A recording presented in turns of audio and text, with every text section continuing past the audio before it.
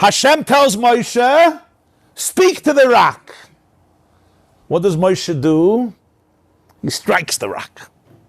Hashem said, speak to the cellar. Let it give its water.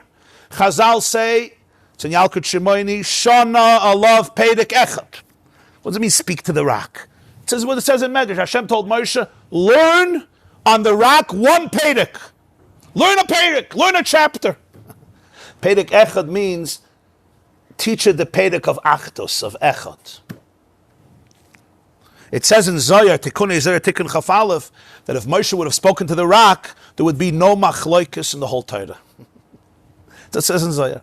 It's a fascinating Zohar. All the arguments is because he hit the rock. Why? So the Zohar says, Kepatish yefaitzet sela. My word is like fire, it's one fire. The moment you took a rock, you took a patish, you took a stick or a hammer and you banged the rock, mischalik. There's a schalkus in Torah.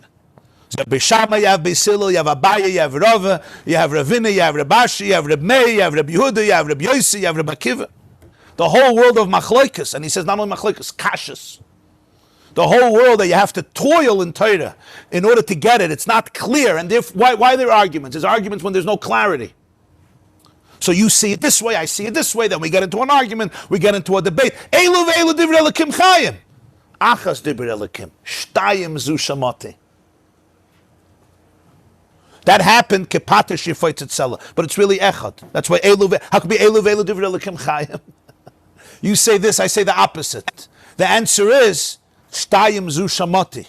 If you go back, the real pshat elu ve'elu divrei Elokim chayim is not just they both have an emes. They're both saying the same emes in a very different way. Sometimes in paradoxical ways. The deepest truths about the world is that paradoxes are really conveying the same truth. But for this, you have to strip it from all the external layers and go back to the core that's much less defined and therefore it can be manifested in paradoxes. So Moshe hit the rock. Moshe wanted to get out every spark.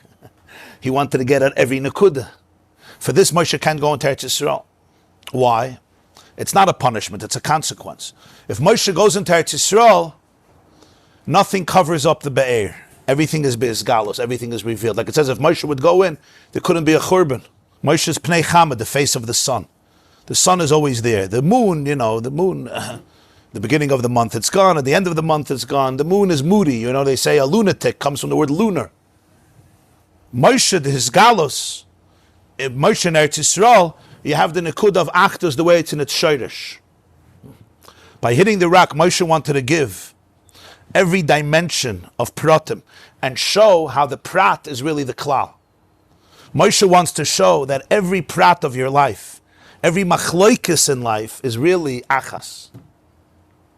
Hashem says that's fine, but for this there has to be concealment. Because only then could you work through the real prat and come to the Be'er Mayim Chayim. In other words, in Revelation, you have the achas. Moshe wants to give Klal Yisrael that every prat of life, every nekuda, every spark, is really one with the echad. To really be megala that, Moshe himself has to be concealed. And when Moshe himself is concealed, so we could live in a world of pratim, and then you could be megala, the klal in the prat, make from the shtayim achas. And that's the whole nekuda of everything. The whole nekuda of everything is to be megala, the pedek echad.